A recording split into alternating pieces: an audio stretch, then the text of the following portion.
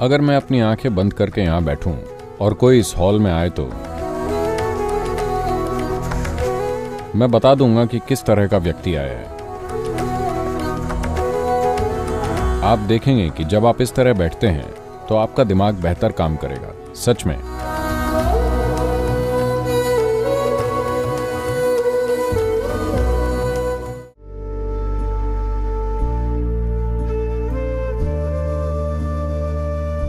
अगर आप मानव शरीर को भीतर से जानते हैं, आप खुद इस पर गौर कीजिए। देखिए कि जब आपके पेट में खाना होता है तो आपका शरीर कैसा महसूस करता है, और जब पेट खाली होता है तब शरीर कैसा महसूस करता है। आप पाएंगे कि आपका शरीर और दिमाग सबसे अच्छी तरह तब काम करते हैं जब आपका पेट खाली होता है। अगर लगातार आपके पाचन तंत्र में खाना पचता रहता है तो स्वाभाविक है कि ऊर्जा की कुछ मात्रा उसमें लगी रहेगी, तो आपका दिमाग और शरीर दोनों ही अपनी पूरी क्षमता पर काम नहीं कर पाएंगे। अगर आप अपनी पूरी क्षमता तक पहुंचना चाहते हैं तो आपको अपने शरीर और उसके मेटाबॉलिज्म को इस तरह रखना होगा कि जो भी आप खाएं, चाहे जो भी खाएं, 1.5 से 2.5 घंटे के अंदर आपका पेट खाली हो जाना चाहिए। योग में इस चीज पर हमेशा जोर दिया जाता है कि 1.5 से 2 घंटे के अंदर आपका पेट खाली हो जाना चाहिए। पेट खाली होने का मतलब भूख नहीं होता। जब ऊर्जा का स्तर नीचे गिरता है सिर्फ तभी आपको भूख लगती है, नहीं तो वैसे पेट खाली होना चाहिए।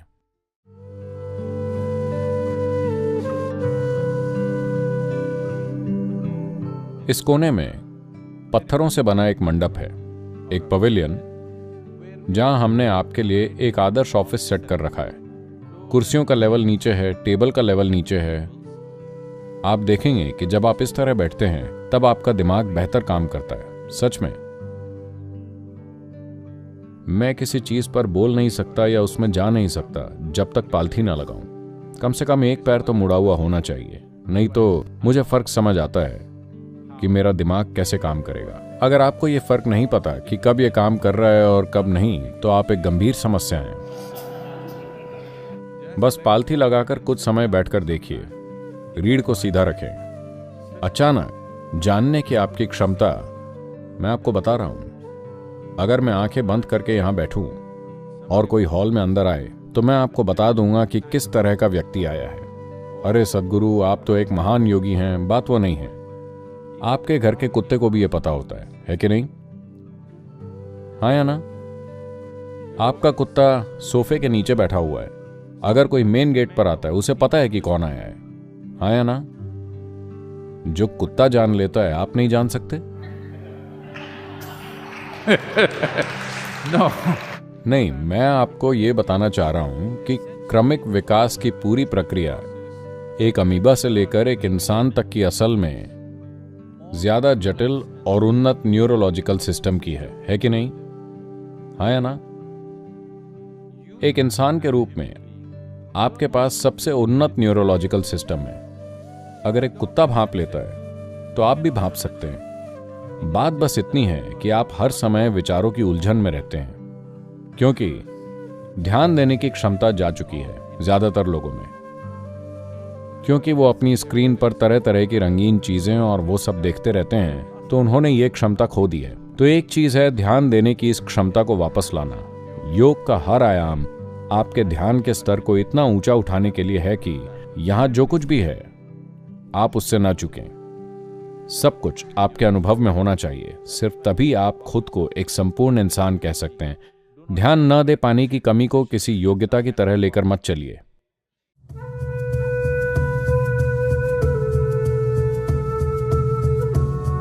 Anything yields to you only to the extent you pay attention to it.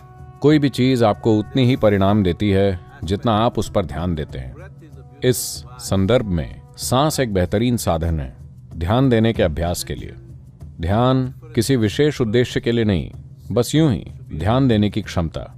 चाहे आप एक कलाकार हों, वैज्ञानिक हों, अध्यात्म की ओर मुड़े हों, बिजनेसमैन हों, या बस आप जीवन जी रहे हों, आपके परिवार की बात हो, आपका प्रेम, आपकी खुशी, ये सब आपको परिणाम केवल तभी देते हैं जब आप उन पर पर्याप्त ध्यान देते हैं। Human attention can open just about any door in the universe. एक इंसान का ध्यान ब्रह्मांड में कोई भी द्वार खोल सकता है, पर बिना किसी उद्देश्य के ध्यान देना, नतीजों का हिसाब किताब किए बिना बस यूं ही ध्यानशील होना, जीवन शक्ति को ही ध्यान की प्रक्रिया बना लेना।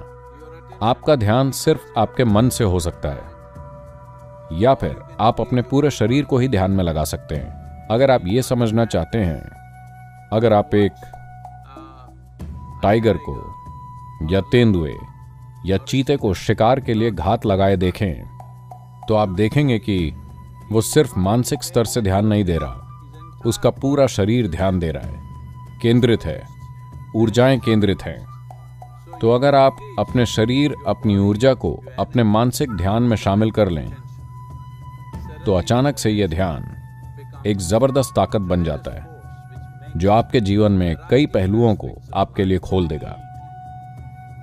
जीवन आपको सिर्फ उस हद तक परिणाम देता है जितनी शक्ति से आप में ध्यान देने की क्षमता है। इंसान के ध्यान की शक्ति एक अविश्वसनीय ताकत है।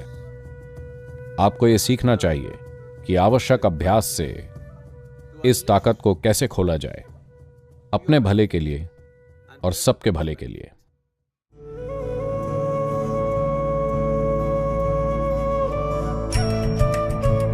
आप सभी मेरे इस अद्भुत बर्तन पर ध्यान दीजिए। प्लीज ध्यान दीजिए, प्लीज अभी इसे करिए। आपका ध्यान इस बर्तन से हटना नहीं चाहिए। बस ध्यान दीजिए, कितना सुंदर बर्तन है। प्लीज। तो अब मेरे बोलते बोलते देखिए, आप बर्तन के साथ नहीं रह पा रहे हैं। एक पल और फिर ओके, ऐसे नहीं। मान लीजिए आपको इस बर्तन से प्यार हो गया। अब अगर मैं इसे छुपाऊं तो आप इसे देखना चाहेंगे। बर्तन चाहे कहीं चला जाए, आपके मन में वो छाया ही रहेगा।